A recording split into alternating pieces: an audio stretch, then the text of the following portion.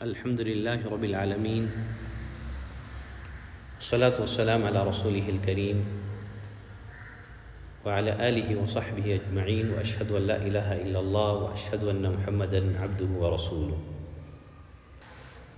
مدینہ منورہ میں بسنے والے لوگ قرآن کے بارے میں 3 جماعتوں میں بٹ گئے تھے۔ نمبر 1 مومنین کی جماعت جو قرآن پر ایمان لائی، اس کے احکام کو اپنی زندگی میں نافذ کیا۔ نمبر 2 کافروں کی جماعت جس نے کھلم کھلا قرآن کا انکار کر دیا۔ نمبر 3 منافقین کی جماعت جس نے نفاق اور دھوکہ دہی سے کام لیا۔ اللہ تعالیٰ نے پہلے پاکیزہ گروہ کا ذکر کیا جو ظاہراً اور باطناً مسلمان تھے، پھر خبیث گروہ کا ذکر کیا جو ظاہر اور باطن دونوں طور پر کافر تھے، پھر اخبث خبیث ترین گروہ کا ذکر کیا جو ظاہر میں تو مسلمان تھے لیکن باطن میں کافر تھے۔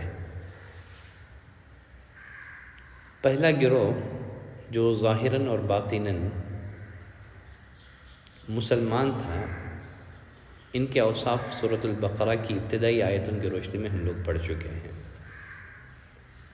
دوسرا گروہ جو ظاہر اور باطن دونوں طور پر کافر تھا، اس گروہ کا تذکرہ سورۃ البقرہ آیت نمبر 6 اور 7 میں آیا ہے۔ اللہ تعالیٰ نے فرمایا ان الذین کفروا سواء علیہم اانذرتہم ام لم تنذرہم لا یؤمنون۔ بے شک جن لوگوں نے کفر کیا، آپ کا ڈرانا یا نہ ڈرانا ان پر برابر ہے، یہ لوگ ایمان نہ لائیں گے۔ ان الذین کفروا، بے شک جن لوگوں نے کفر کیا۔ عربی لغت میں کفر کا معنی چھپانا اور مٹانا ہے۔ چونکہ کسان کاشتکار زمین کے اندر بیج کو چھپاتا ہے، اس لیے اس کو بھی کافر کہا جاتا ہے۔ جیسے سورہ حدید آیت نمبر 20 میں اللہ نے فرمایا کمثل غیث اعجب الکفار نباتہ، جیسے بارش اس کی پیداوار کسانوں کو اچھی معلوم ہوتی ہے۔ اس آیت میں کفار کے معنی کسانوں کے ہیں۔ اسی طرح جرم کی شرعی سزا کو کفارہ کہتے ہیں، اس لیے کہ وہ گناہ کو مٹا دیتا ہے۔ کفر کا لفظ قرآن میں شکر کی ضد کی حیثیت سے بھی استعمال ہوا ہے، ایمان کے ضد کی حیثیت سے بھی استعمال ہوا ہے۔ یہاں کفر کا لفظ ایمان کی ضد کے طور پر استعمال ہوا ہے۔ فرمایا ان الذین کفروا، بے شک جن لوگوں نے کفر کیا، سواء علیہم انذرتہم ام لم تنذرہم لا یؤمنون، آپ کا ڈرانا یا نہ ڈرانا برابر ہے۔ انذار کے معنی ایسی خبر دینا جس سے خوف پیدا ہو۔ اردو زبان میں اس کا ترجمہ ڈرانے سے کیا جاتا ہے۔ دیکھیے، مطلق طور پر ڈرانے کو انذار نہیں کہا جاتا، بلکہ جو ڈرانا شفقت اور رحمت کی بنا پر ہو اسے انذار کہتے ہیں۔ جیسے اولاد کو آگ سے، سام بچھو اور درندوں سے ڈرایا جاتا ہے، کیونکہ اس ڈرانے میں شفقت اور رحمت ہوتی ہے۔ اسی لیے جو ڈاکو، چور، ظالم کسی انسان کو دھمکاتے ہیں، ڈراتے ہیں، اس کو انذار نہیں کہا جاتا، اور نہ ان کو نذیر کہا جاتا ہے۔ تو اللہ نے فرمایا ان الذین کفروا، بے شک جن لوگوں نے کفر کیا، سواء علیہم انذرتہم ام لم تنذرہم، ان پر آپ کا ڈرانا یا نہ ڈرانا برابر ہے، یہ لوگ ایمان نہیں لائیں گے۔ اس آیت کے یہ معنی نہیں ہیں کہ کافروں کو دعوت نہیں دی جائے گی، بلکہ اللہ کا پیغام ہر شخص تک پہنچانا فرض ہے، کیونکہ ہم نہیں جانتے کہ اللہ کے علم میں کون ایمان لانے والا ہے، کس کی قسمت میں کفر پر اصرار ہے۔ ہمیں تو ہر حال میں ڈرانے پر ثواب ملے گا، نہ ڈرانے پر باس پرس ہوگی، سوال ہوگا۔ اس لیے اللہ نے فرمایا ڈرانا یا نہ ڈرانا ان پر برابر ہے، یہ نہیں فرمایا ڈرانا یا نہ ڈرانا آپ پر برابر ہے۔ اللہ کا پیغام ہر شخص تک پہنچانا فرض ہے۔ فرمایا لا یؤمنون، یہ لوگ ایمان نہیں لائیں گے۔ اس سے مراد تمام کفار ہو نہیں سکتے، کیونکہ بے شمار کفار دعوت کے نتیجے میں ایمان لائے ہیں اور لا رہے ہیں۔ اس لیے یہاں وہ لوگ مراد ہیں جو ضد ہٹ دھرمی کی وجہ سے ایمان نہیں لا رہے ہیں، جیسے بعض یہود مدینہ ہیں، ابو جہل اور اس کے ساتھی ہیں۔ جب کوئی یہ طے کر لے کہ مجھے ماننا ہی نہیں ہے تو اسے ایمان کیسے نصیب ہو سکتا ہے؟ سوئے ہوئے کو تو جگایا جا سکتا ہے، جاگتے ہوئے مدہوش کو کون جگا سکتا ہے؟ اس آیت میں نبی کریم صلی اللہ علیہ وسلم کو گویا تسلی دی گئی، آپ کو بتایا گیا یہ لوگ جو کفر کر رہے ہیں، یہ لوگ کفر پر جو جمے ہوئے ہیں، آپ ہرگز یہ خیال نہ کریں آپ کے انذار اور تبلیغ میں کوئی نقص یا کمی ہے، آپ کی دعوت میں کوئی نقص یا کمی ہے۔ آپ کی دعوت میں کوئی نقص اور کمی نہیں ہے، بلکہ ساری خرابی خود ان لوگوں کے اپنے دلوں کے اندر ہے۔ پھر آگے اللہ تعالیٰ نے ان رکاوٹوں کا ذکر کیا جن کی بنا پر یہ لوگ ایمان سے محروم ہیں۔ اللہ نے فرمایا ختم اللہ علی قلوبہم وعلی سمعہم، اللہ نے ان کے دلوں پر اور ان کے کانوں پر مہر لگا دی ہے۔ ختم کے معنی کسی چیز کے منہ کو اس طرح بند کر دینا جس کے بعد نہ اس میں کوئی چیز داخل ہو سکے نہ کوئی چیز اس سے نکل سکے۔ ان کے دلوں اور کانوں پر مہر لگانے کا مطلب یہ ہے اب ان میں قبول حق کی کوئی گنجائش باقی نہیں ہے، اب ان کے دلوں میں حق داخل نہیں ہو سکتا، اب انہی حق کی آواز سنائی نہیں پڑے گی، تو حق کو قبول کرنے کی کوئی گنجائش اب ان میں باقی نہیں ہے۔ وَعَلَىٰ أَبْصَارِهِمْ غِشَاوَةٌ، ان کی آنکھوں پر پردہ ہے جس کی بنا پر انہیں حق دکھائی نہیں دے رہا ہے۔ اس آیت کریمہ میں اللہ تعالیٰ نے دل اور کان کے لیے ختم کا لفظ استعمال کیا ہے۔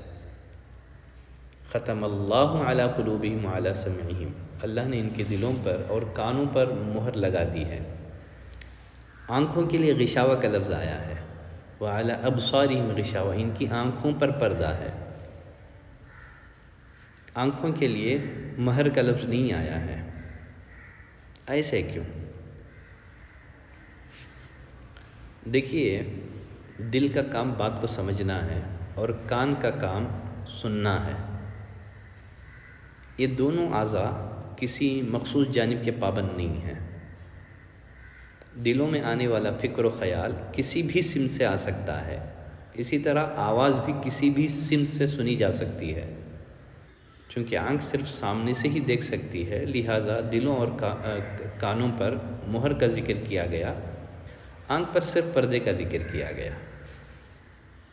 تو اللہ نے فرمایا ختم اللہ علی قلوبہم وعلی سمعہم، اللہ نے ان کے دلوں پر اور کانوں پر مہر لگا دی ہے، ان کی آنکھوں پر پردہ ہے۔ اس مقام پر بعض لوگوں کو شبہ ہو سکتا ہے، جب خود اللہ تعالیٰ نے کافروں کے دلوں اور کانوں پر مہر لگا دی ہے تو پھر ان کا کیا قصور ہے؟ اس آیت کا یہ مطلب نہیں ہے کہ اللہ نے مہر لگا دی ہے اس لیے انہوں نے حق کو تسلیم کرنے سے انکار کر دیا ہے، بلکہ مطلب یہ ہے گرچہ مہر اللہ نے لگائی ہے لیکن ان کے کفر اختیار کرنے کے بعد اس کی وجہ ان کا اپنا عمل ہے، جیسے اللہ تعالیٰ نے سورہ نساء آیت نمبر 155 میں فرمایا بل طبع اللہ علیہا بکفرہم، اللہ نے ان کے کفر کی وجہ سے ان پر مہر کر دی ہے۔ جب کوئی شخص حق کو پہچاننے کے بعد محض ضد سرکشی کی وجہ سے اپنے ارادہ اور اختیار سے کفر کو ایمان پر ترجیح دیتا ہے تو ایمان کی توفیق چھین لی جاتی ہے، اس کے حواس بیکار ہو جاتے ہیں، اللہ تعالیٰ ان اعضاء پر مہر لگا دیتا ہے۔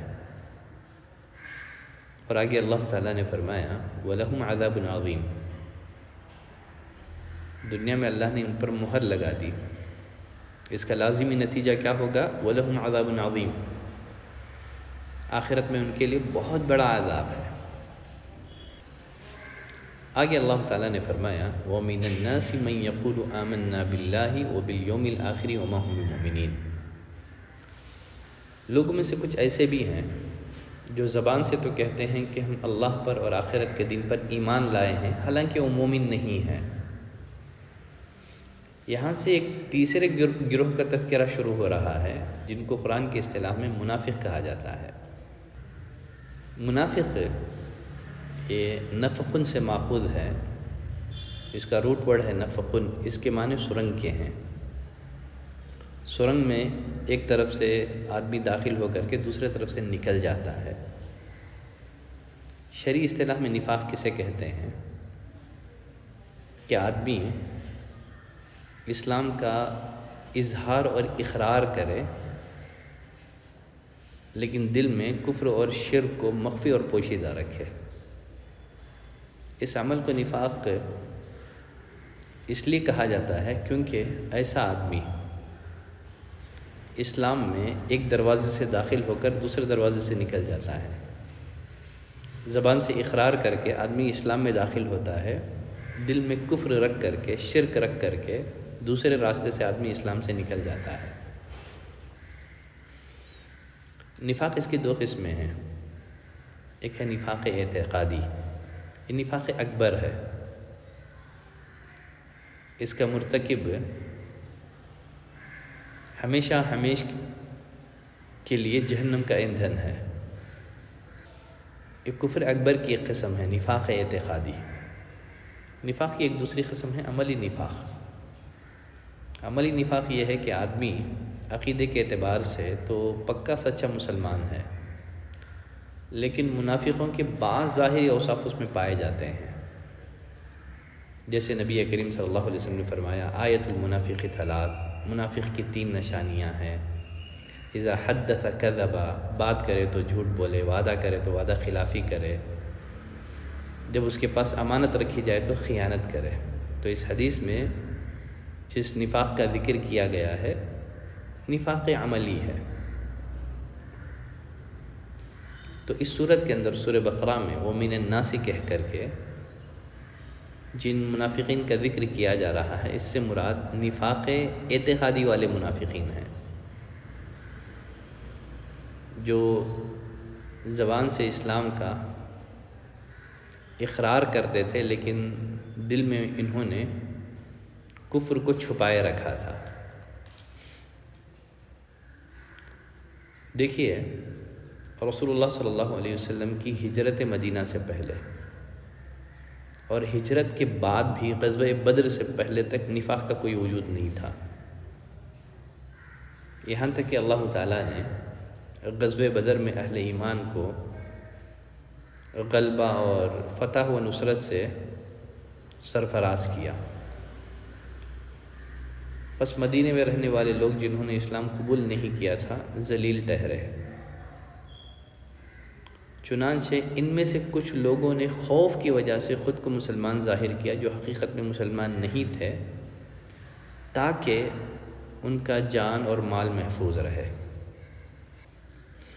تو اللہ نے فرمایا وَمِنَ النَّاسِ مَن يَقُولُ آمَنَّا بِاللَّهِ وَبِالْيَوْمِ الْآخِرِ، لوگوں میں کچھ ایسے بھی ہیں جو زبان سے تو کہتے ہیں کہ ہم اللہ پر اور آخرت کے دن پر ایمان لائے ہیں۔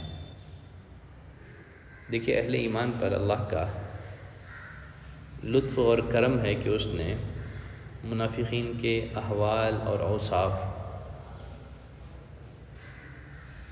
ان کے سامنے واضح کر دیے، جن کی بنا پر منافقین پہچان لیے جاتے ہیں۔ اللہ نے منافقین کے احوال اور اوصاف اس لیے بیان کر دیا تاکہ اہل ایمان ان سے دھوکہ نہ کھائیں۔ تو کہا کچھ لوگ ایسے بھی ہیں جو زبان سے تو کہتے ہیں کہ ہم اللہ پر اور آخرت کے دن پر ایمان لائے ہیں، وما هم مؤمنین، حالانکہ وہ ایمان لانے والے نہیں ہیں، وہ مومن نہیں ہیں۔ یہ لوگ اپنے دعوے میں جھوٹے ہیں، کیونکہ یہ لوگ اپنی زبان سے ایسی بات کا اظہار کرتے ہیں جو ان کے دلوں میں نہیں ہے۔ زبانی اقرار بندے کو فائدہ نہیں دیتا ہے جب تک کہ دل کی تصدیق نہ ہو۔ حقیقی ایمان وہ ہے جس پر دل اور زبان متفق ہوں۔ ان کا معاملہ یہ ہے، زبان سے تو اسلام کا اظہار کرتے ہیں، اقرار کرتے ہیں، لیکن ان کے دل میں کفر ہے۔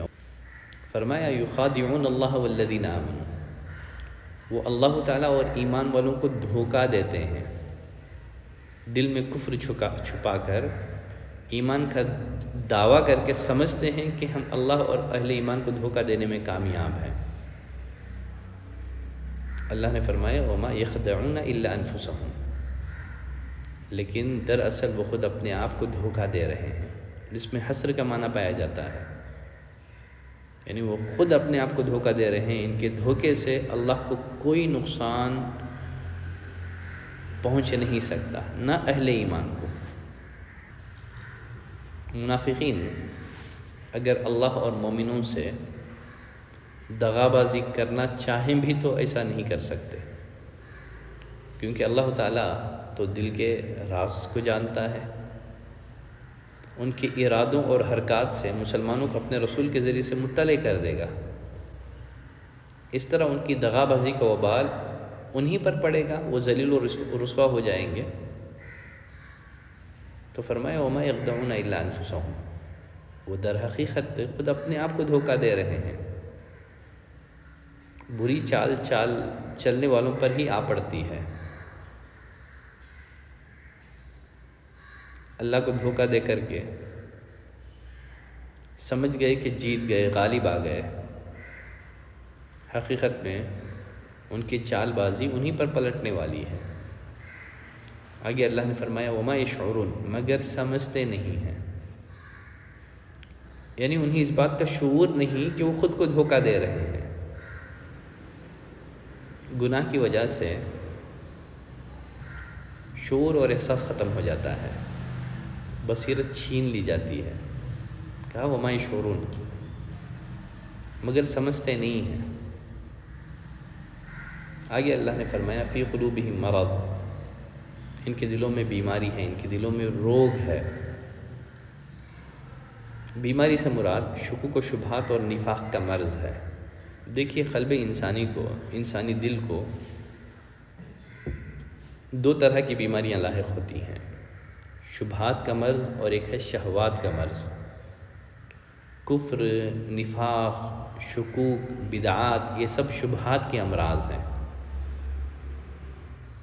زنا، فواحش اور منکرات سے محبت، ان کا ارتکاب، یہ سب شہوات کے امراض ہیں، بیماریاں ہیں۔ جیسے اللہ تعالیٰ نے فرمایا فَيَطْمَعَ الَّذِي فِي قَلْبِهِ مَرَضٌ، بس وہ شخص جس کے دل میں بیماری ہے وہ طمع کرے گا۔ اس آیت کریمہ میں مرض سے مراد شہوات کا مرض ہے۔ عافیت یہ ہے کہ آدمی دونوں قسم کے امراض سے بچا رہے۔ تو اللہ نے فرمایا فی قلوبہم مرض، ان کے دلوں میں روگ ہے، ان کے دلوں میں بیماری ہے، نفاق کا مرض ہے، شبہات اور شہوات کا مرض ہے۔ فزادہم اللہ مرضا، اللہ تعالیٰ نے انہی بیماری میں اور بڑھا دیا۔ جیسے نیکی کی جزا یہ ہے کہ اس کے بعد نیکی کرنے والے کو مزید نیکی کی توفیق عطا ہوتی ہے، جیسے اللہ نے فرمایا وَيَزِيدُ اللَّهُ الَّذِينَ اهْتَدَوْا هُدًى، اور وہ لوگ جو ہدایت یاب ہیں اللہ تعالیٰ ان کو اور زیادہ ہدایت دیتا ہے۔ اسی طرح گناہ کی سزا یہ ہے گناہ کے بعد بندہ مزید گناہ کے دلدل میں دھستا چلا جاتا ہے۔ فرمایا فزادہم اللہ مرضا، اللہ نے انہیں بیماری میں اور بڑھا دیا۔ وَلَهُمْ عَذَابٌ أَلِيمٌ بِمَا كَانُوا يَكْذِبُونَ، فرمایا ان کے لیے دردناک عذاب ہے اس وجہ سے کہ وہ جھوٹ کہتے ہیں۔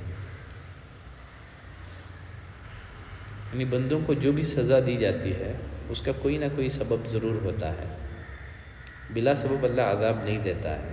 فرمایا وَلَهُمْ عَذَابٌ أَلِيمٌ بِمَا كَانُوا يَكْذِبُونَ، ان کے لیے دردناک عذاب ہے اس وجہ سے کہ وہ جھوٹ بولتے ہیں۔ دیکھیے اس آیت کریمہ میں منافقین کے عذاب علیم کی وجہ بما کانوا یکذبون، یعنی ان کے جھوٹ بولنے کو قرار دیا گیا، حالانکہ ان کے کفر اور نفاق کا جرم سب سے بڑا تھا۔ مسلمانوں سے حسد، ان کے خلاف سازشیں بھی بڑے جرائم تھے، مگر عذاب علیم کا سبب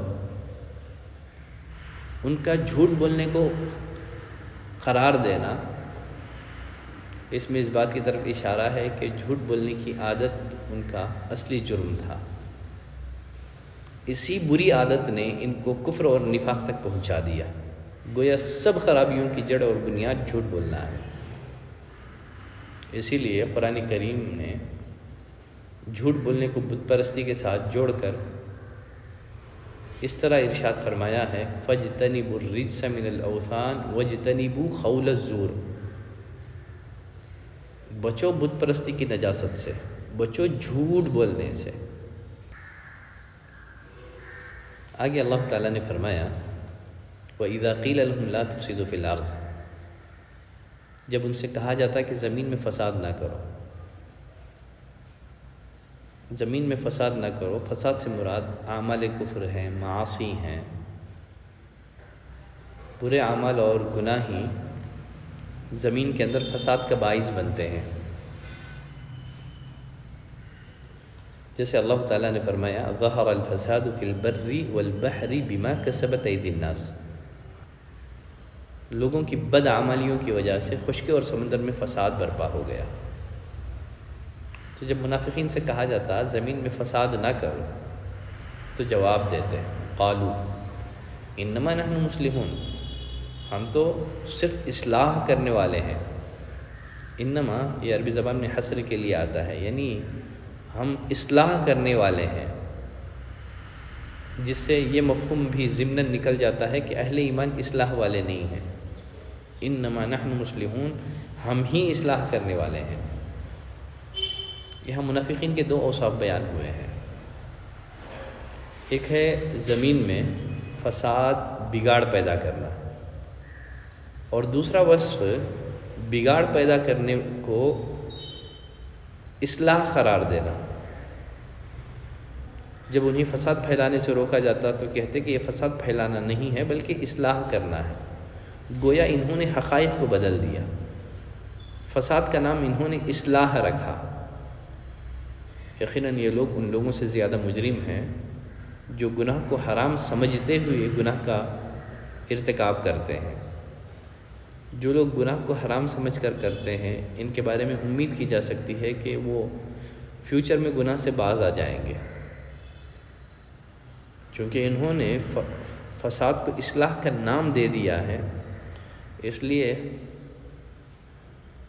ایسے لوگ اپنی حرکتوں سے باز نہیں آئیں گے۔ فرمایا الا انہم هم المفسدون، خبردار بے شک یہی لوگ فساد کرنے والے ہیں۔ یہ لوگ اللہ اور اس کے رسول سے جنگ کرنے والوں کے ساتھ دوستیاں رکھتے ہیں، اس کے باوجود اس خیال میں، اس زعم میں مبتلا ہیں کہ وہ اصلاح کر رہے ہیں۔ کیا اس فساد کے بعد بھی کوئی اور فساد رہ جاتا ہے؟ والنفاق من اعظم الفساد فی الارض، زمین کا سب سے بڑا فساد نفاق ہی تو ہے۔ فرمایا الا انہم هم المفسدون، خبردار بے شک یہی لوگ فساد کرنے والے ہیں۔ ولکن لا یشعرون، لیکن شعور نہیں رکھتے۔ دل بیمار ہو تو اچھے برے کا شعور ختم ہو جاتا ہے، پھر آدمی اچھے کو برا اور برے کو اچھا سمجھنے لگتا ہے۔ آگے اللہ تعالیٰ نے فرمایا وَإِذَا قِيلَ لَهُمْ آمِنُوا كَمَا آمَنَ النَّاسِ، جب ان سے کہا جاتا ایمان لاؤ جس طرح لوگ ایمان لائے ہیں. الناس سے مراد باتفاق مفسرین صحابہ کرام ہے، کیونکہ نزول قرآن کے وقت یہی لوگ مومن تھے. اللہ کے نزدیک صرف وہی ایمان معتبر ہے جو صحابہ کے ایمان کی طرح ہو. جن چیزوں میں جس کیفیت کے ساتھ ان کا ایمان ہے اسی طرح کا ایمان دوسروں کا ہو تو ایمان مانا جائے گا، ورنہ نہیں. اس سے معلوم ہوا کہ صحابہ کا ایمان ایک کسوٹی ہے جس پر باقی ساری امت کے ایمان کو پرکھا جائے گا. جو اس کسوٹی پر صحیح نہ ہو شرعاً اس کے ایمان کو ایمان نہیں کہا جا سکتا، اور نہ ایسے شخص کو مومن. صحابہ کے عقیدے کے خلاف کوئی عقیدہ اور عمل خواہ ظاہر میں کتنا ہی اچھا کیوں نظر نہ آئے، کتنی ہی نیک نیتی سے کیوں نہ کیا جائے، وہ اللہ کے نزدیک معتبر نہیں ہے. تو اسی بنا پر منافقین سے کہا گیا ایسے ایمان لاؤ جس طرح لوگ ایمان لائے ہیں. تو منافقین کا رد عمل کیا تھا جب ان سے کہا جاتا اس طرح ایمان لاؤ جس طرح لوگ ایمان لائے ہیں؟ تو جواب دیتے انؤمن کما امن السفہاء، کہ ہم ایسا ایمان لائیں جیسا بیوقوف لائے ہیں. بیوقوف سے منافقین کی مراد صحابہ کرام ہیں. منافقین نے صحابہ کرام کو سفہاء بے وقوف قرار دیا، اور یہی ہر زمانے کے گمراہوں کا طریقہ رہا ہے. جو ان کو صحیح راہ بتلائے ان کو جاہل قرار دے دیتے ہیں.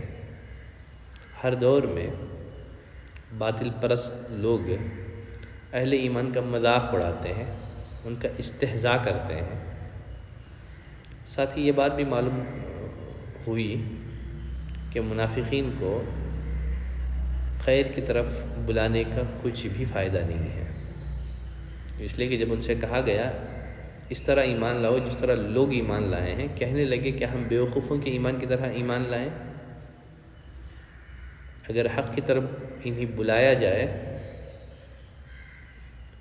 تو یہ لوگ اس سے استفادہ نہیں کرتے ہیں، اس سے فائدہ اٹھاتے نہیں ہیں. آگے اللہ تعالیٰ نے فرمایا الا انہم هم السفہاء، خبردار یقیناً یہی بے وقوف ہے.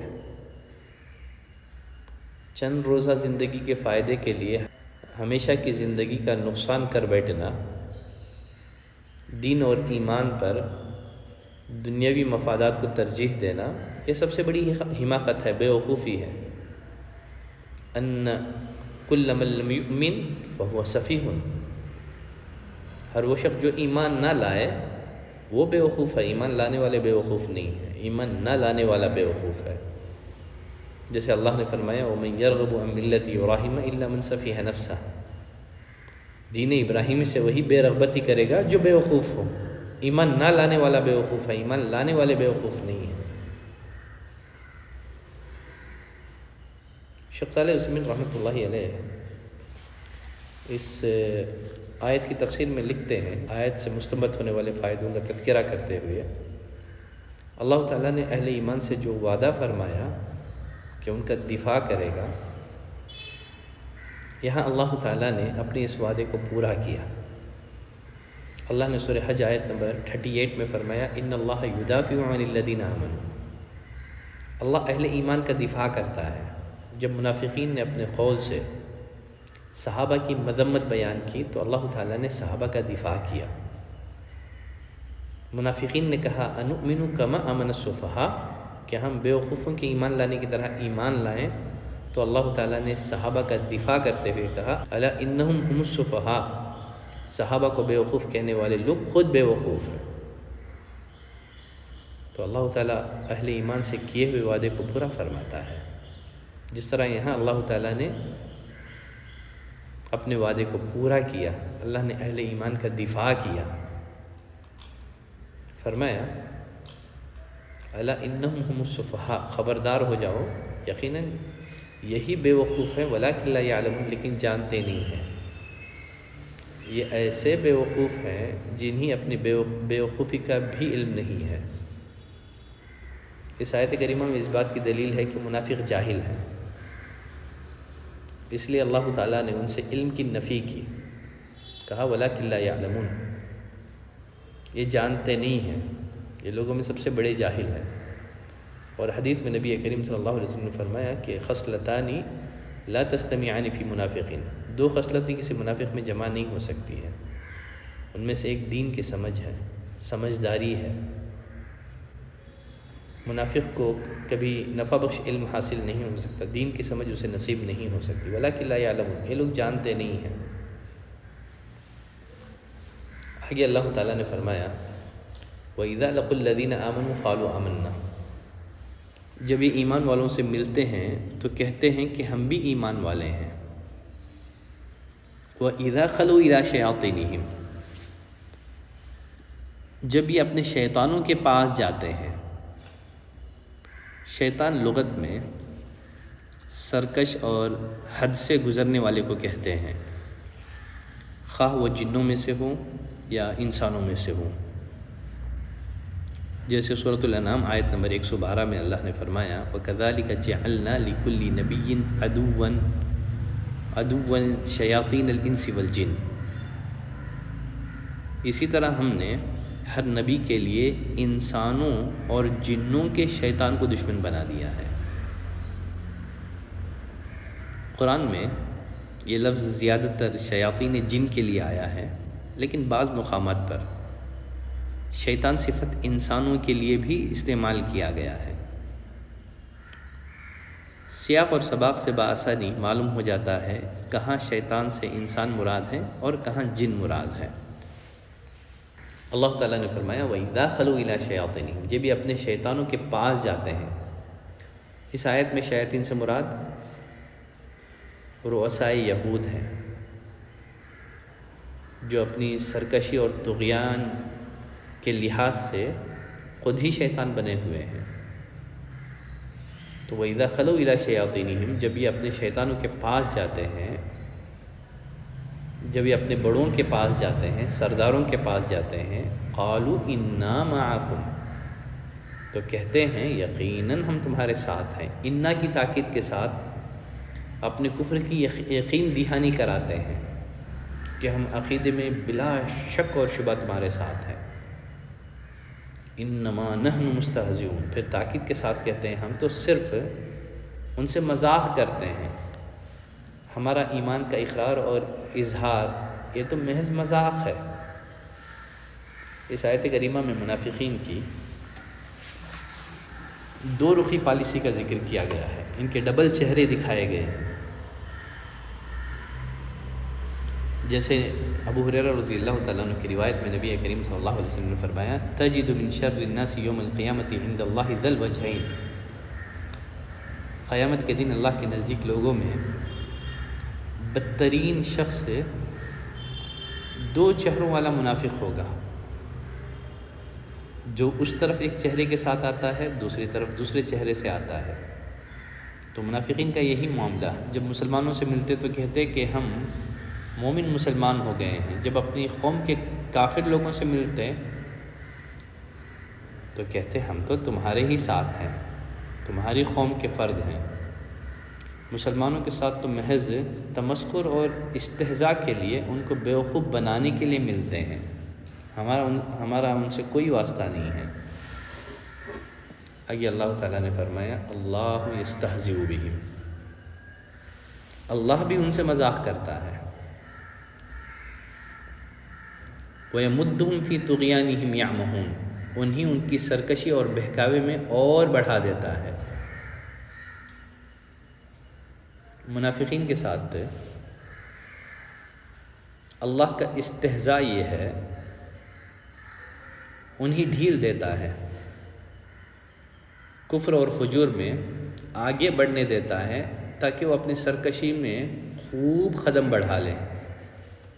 جیسے سورہ آل عمران آیت نمبر 178 میں اللہ نے فرمایا انما نملی لہم لیزدادوا اثما، ہم تو انہیں صرف اس لیے مہلت دے رہے ہیں تاکہ وہ گناہ میں بڑھ جائیں۔ ظاہر ہے کسی عذاب کے نہ آنے کی وجہ سے منافقین اور غفلت میں پڑ گئے، سرکشی میں اور بڑھتے چلے گئے، یہاں تک کہ ان کا جرم اور سنگین ہو گیا۔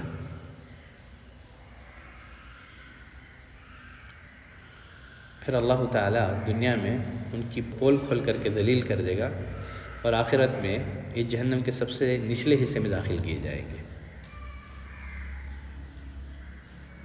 قیامت کے روز ان کے ساتھ اللہ کا استہزاء یہ ہوگا کہ اللہ تعالیٰ اہل ایمان کے ساتھ انہیں بھی ظاہری روشنی عطا کرے گا۔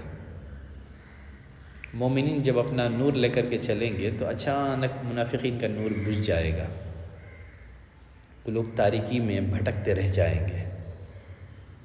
اس سے بڑھ کر ان کا استہزاء اور کیا ہو سکتا ہے؟ امید کے بعد مایوسی کتنی بری چیز ہوتی ہے۔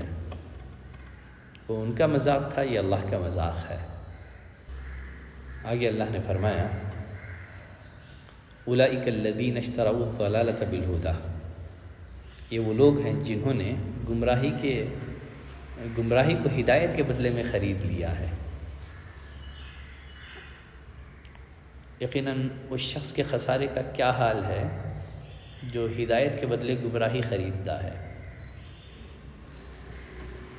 اللہ نے فرمایا فما ربحت تجارتہم،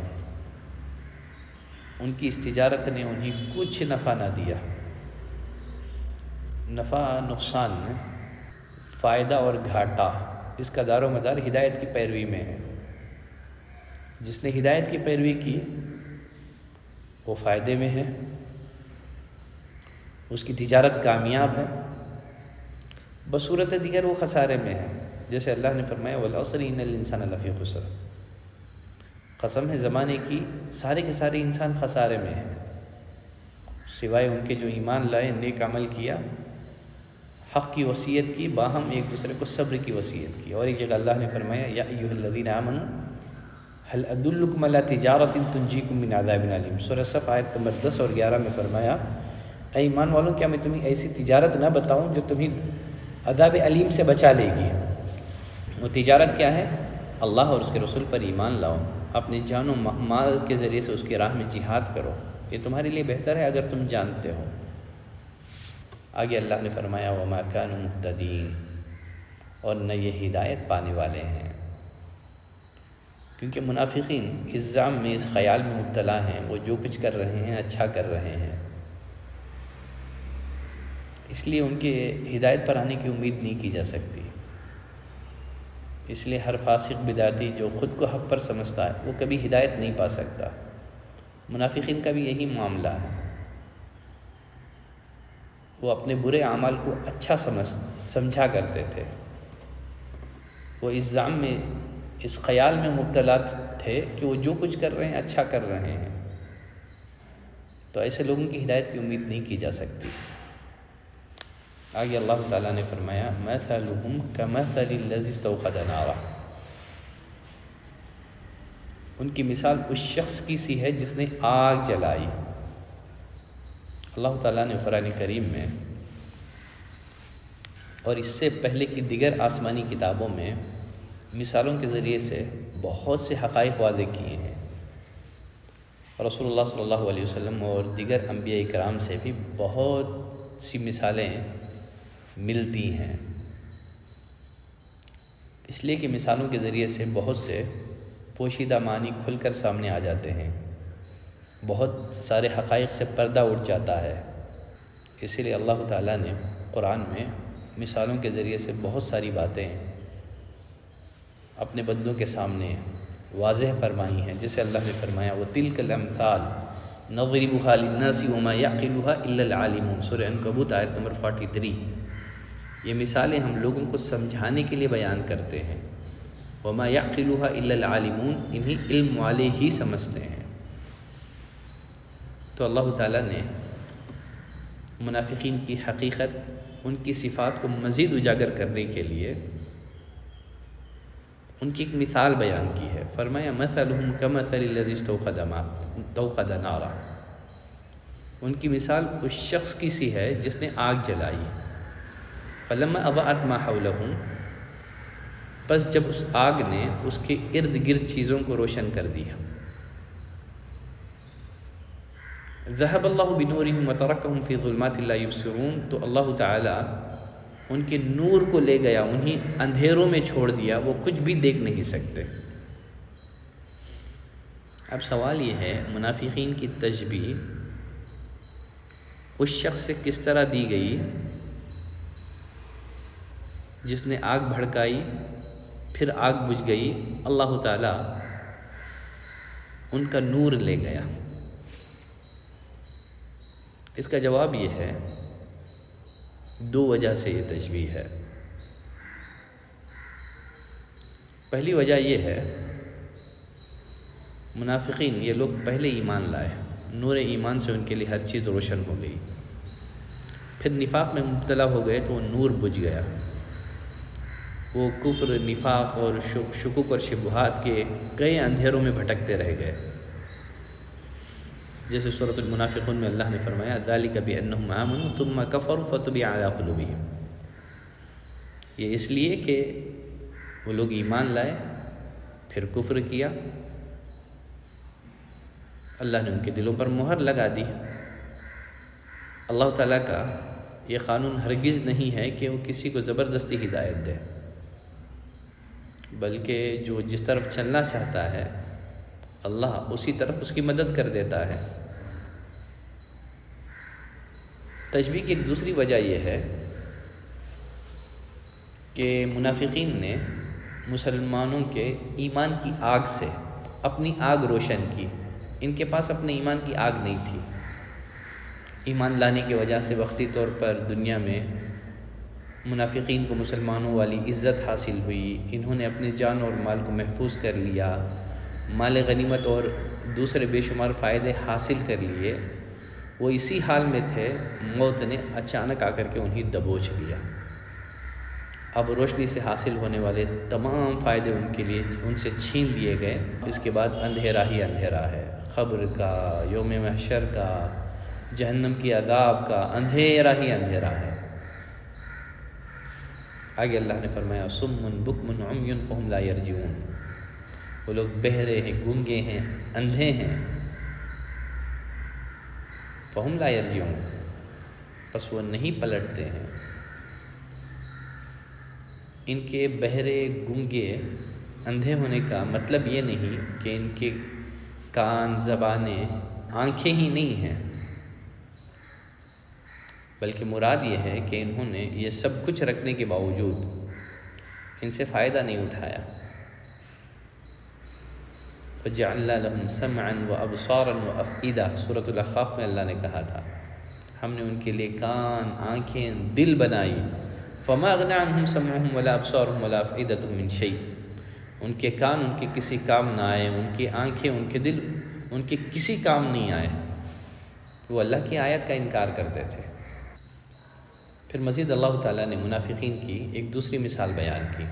فرمایا او کصیب من السماء، یہ آسمانی برسات کی طرح، ظلمات ورعد وبرق، جس میں اندھیریاں ہیں، گرج ہیں، بجلی ہیں. یجعلون اصابعهم فی آذانهم من الصواعق حذر الموت، موت سے ڈر کر کڑاکے کی وجہ سے اپنی انگلیاں اپنے کانوں میں ڈال لیتے ہیں. واللہ محیط بالکافرین، اللہ تعالیٰ کافروں کو گھیرنے والا ہے. یکاد البرق یخطف ابصارهم، قریب ہے کہ بجلی ان کی آنکھیں اچک لے جائیں. کلما اضاء لهم مشوا فیہ، جب ان کے لیے روشنی کرتی ہے تو اس میں چلتے پھرتے ہیں. وَإِذَا أَظْلَمَ عَلَيْهِمْ قَامُوا، اور جب ان پر اندھیرا کرتی ہے تو کھڑے ہو جاتے ہیں. اس آیت میں منافقین کی مثال ایک قافلے سے دی گئی ہے جو رات کی تاریکی میں بارش میں گھر گیا. گھٹا ٹوپ اندھیرا ہے، بارش زوروں کی ہو رہی ہے، بارش کے ساتھ کڑک اور چمک بھی ہے، قافلہ والوں کا یہ حال ہے کہ جب کڑکا ہوتا ہے، جب بجلی گرجنے لگتی ہے، مارے خوف کے کانوں میں انگلیاں ڈال لیتے ہیں، لیکن جب بجلی چمکتی ہے تو اس کی روشنی میں چند قدم چل لیتے ہیں، جب غائب ہو جاتی ہے تو کھڑے ہو جاتے ہیں۔ تو اس مثال میں بارش سے مراد دین اسلام ہے، اندھیروں اور گرج سے مراد وہ تکلیفیں اور مصیبتیں ہیں جو اسلام کی راہ میں اہل اسلام کو پیش آتی ہیں۔ چمک سے مراد مسلمانوں کو حاصل ہونے والی کامیابی ہیں۔ کڑکنے والی بجلیوں سے مراد جہاد کے احکام ہیں جن میں منافقین کو موت دکھائی دیتی ہے۔ تو یہ مثال جو ہے منافقین کے ایک دوسرے گروہ کی ہے۔ منافقین کا جو دوسرا گروہ ہے یہ وہ لوگ تھے جو بظاہر تو مسلمان ہو گئے تھے، مگر ایمان کی کمزوری کی وجہ سے ہمیشہ شک میں پڑے رہتے تھے، شک میں مبتلا رہتے تھے، راحت اور آرام کی صورت میں مطمئن ہو جاتے، مسلمانوں کی کامیابیاں سن کر کے جنگوں میں مطمئن ہو جاتے، جب تکلیفیں آتی تو پھر شک اور شبہ میں پڑ جاتے، جیسے اللہ تعالیٰ نے فرمایا وَمِنَ النَّاسِ مَن يَعْبُدُ اللَّهَ عَلَى حَرْفٍ، لوگوں میں سے کوئی وہ ہے جو اللہ کی عبادت ایک کنارے پر کرتا ہے، فَإِنْ أَصَابَهُ خَيْرٌ اطْمَأَنَّ بِهِ، پھر اگر اسے کوئی بھلائی پہنچ جائے تو اس کے ساتھ مطمئن ہو جاتا ہے، وَإِنْ أَصَابَتْهُ فِتْنَةٌ انْقَلَبَ عَلَى وَجْهِهِ، اور اگر اسے کوئی آزمائش آ پہنچے تو اپنے منہ پر الٹا پھر جاتا ہے، خسر الدنیا والآخرہ، اس نے دنیا اور آخرت کا نقصان اٹھایا، یہی تو سری خسارہ ہے۔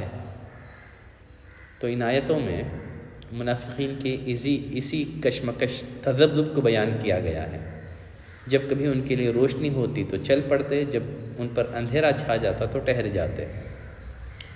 عبداللہ بن عمر رضی اللہ تعالیٰ عنہ کی ایک روایت میں جو کہ صحیح مسلم میں ہے، نبی کریم صلی اللہ علیہ وسلم نے فرمایا منافق کی مثال اس بکری کی طرح ہے جو دو ریوڑوں کے درمیان پھرتی ہے، کبھی ایک ریوڑ کی طرف جاتی ہے تو کبھی دوسرے کی طرف جاتی ہے۔